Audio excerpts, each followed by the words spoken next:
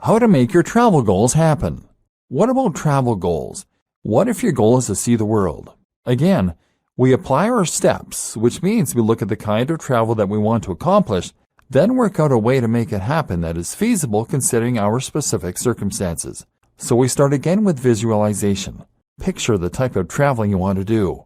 Know what it is you want to get from your traveling, and think about the different ways you can accomplish those broader goals.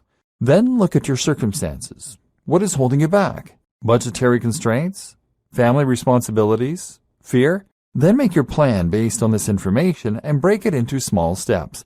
Again, this might mean thinking outside the box and taking the non-obvious route to success. You don't necessarily have to take the obvious route by taking a gap year and traveling to various far-flung reaches of the globe. Perhaps you don't have the time or budget for that and would get just as much from traveling more locally.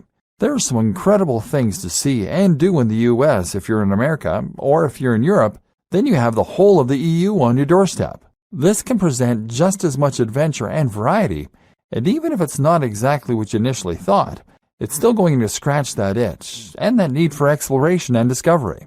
Or how about just going for shorter time? You can have a truly life-changing experience in just 3 or even 2 months, and you're much more likely to get a sabbatical lasting that long and be able to save the money. You can even change your strategy entirely and try taking lots of very small trips throughout the year. This might also be something that is easier to convince a partner of versus going traveling for months at a time. Money-wise, you might be surprised at how little you need to travel if you go during non-peak seasons, if you stay on people's couches, or if you use Airbnb. This means that you can earn a little money online to fund your travels. Or how about asking your current job if you can be sent abroad? If the business has branches all around the world, this may very well be viable. Likewise, there might be a role that involves travel, or you could just apply for a job that involves travel.